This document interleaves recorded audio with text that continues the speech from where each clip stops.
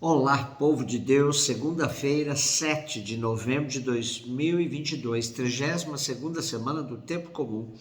A nossa reflexão de hoje é a partir de Tito 1, de 1 a 9, Lucas 17, de 1 a 6. Paulo, servo de Deus e apóstolo de Jesus Cristo, para levar os eleitos de Deus à fé e a conhecerem a verdade da piedade que se apoia na esperança da vida eterna. Deus, que não mente, havia prometido esta vida desde os tempos antigos e no tempo marcado manifestou a sua palavra por meio do anúncio, que me foi confiado por ordem de Deus, nosso Salvador. A Tito, meu legítimo filho, na fé comum, graça e paz da parte de Deus, Pai, e de Jesus Cristo, nosso Salvador.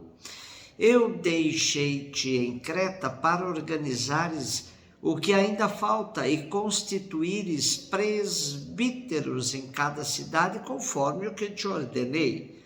Todo candidato deve ser irrepreensível, marido de uma só mulher, com filhos crentes e não acusados de levianos ou insubordinados. Porque é preciso que o episcopo seja irrepreensível como administrador posto por Deus. Não seja arrogante, nem irascível, nem dado ao vinho, nem turbulento, nem cobiçoso de lucros desonestos. Mas hospitaleiro, amigo do bem, ponderado, justo, piedoso, continente, firmemente empenhado no ensino fiel da doutrina, de sorte que seja capaz de exortar com sã doutrina e refutar os contraditores. Bom, nos ajudamos hoje, mais uma vez, com as reflexões de nossos irmãos de Portugal, os exegetas portugueses, tanto na reflexão da primeira leitura quanto do Evangelho. A carta a Tito é uma das chamadas cartas pastorais, junto com as duas cartas a Timóteo. Tito e Timóteo eram colaboradores do apóstolo Paulo. Ao confiar-lhe uma comunidade, faz-lhes algumas recomendações baseadas no evento de Jesus morto e ressuscitado. Fala-lhe da verdade que conduz à piedade, da esperança da vida eterna. A tarefa de Tito será formar os crentes para que se enamorem da verdade revelada e pregada, e desse modo fortaleçam o vínculo da fé e do amor que os liga à comunidade e a Cristo. É nisso que consiste a administração que Deus pede aos seus servidores. O serviço da palavra, a pregação apostólica, é o fundamental serviço à comunidade. Sem esse serviço não nascem novas comunidades cristãs. O responsável pela comunidade deve ter excepcionais qualidades quanto ao estilo de vida e de ação. Deve ser fiel à doutrina e generoso no serviço. Pastor e fiéis hão de estar à escuta, submetidos à doutrina, verdade, contida nas Escrituras, tanto no Primeiro quanto no Segundo Testamento. Chama-nos a atenção nosso texto de hoje, que usa dois termos como que equivalentes, presbíteros e episcopos. Isso nos mostra que ainda tais funções não estavam bem estabelecidas.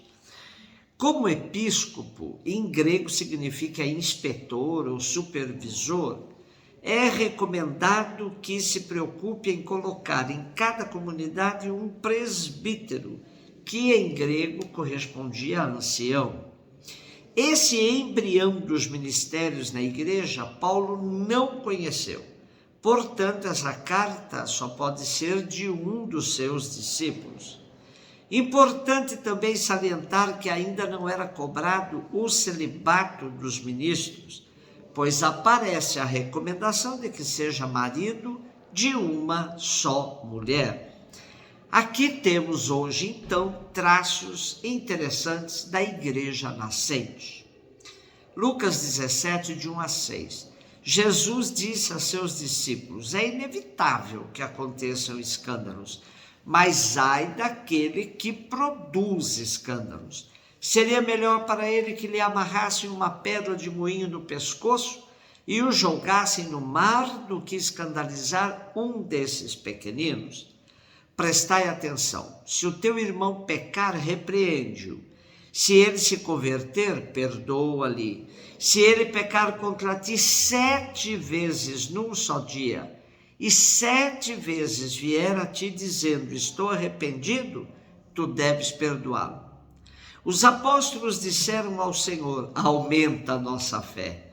O Senhor respondeu, se vós tivesseis fé, mesmo pequena como um grão de mostarda, poderíeis dizer a esta moreira, arranca-te daqui, planta-te no mar, e ela vos obedeceria. Lucas apresenta-nos 3 temas da pregação de Jesus, o escândalo, o perdão e a fé. É preciso considerá-los de modo unitário. O discípulo deve ter a preocupação de não provocar escândalo que leve alguém a afastar-se do caminho iniciado. Trata-se do caminho evangélico. Por isso, Jesus lança um dos seus ai. O mestre não pode aceitar o comportamento de quem põe em risco a sua salvação e compromete a dos outros, sobretudo a dos pequenos. Se é preciso evitar o escândalo, também é preciso conceder o perdão a todos, a todo custo. O perdão é sinal de verdadeiro amor. É no perdão que se revela o amor de Deus para conosco. Jesus, que é a encarnação histórica do amor de Deus, também oferece o perdão àqueles que dele precisam.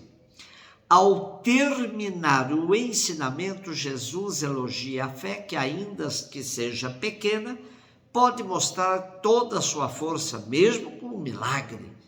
Os discípulos pedem então um aumento de sua fé, e Jesus responde-lhes falando da eficácia de uma fé genuína, ainda que pequena.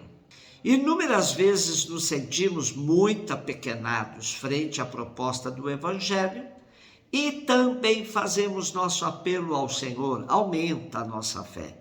Porém, a fé não cresce sem passos concretos que precisamos dar, no sentido de ir conformando nossa vida com os desafios do reino.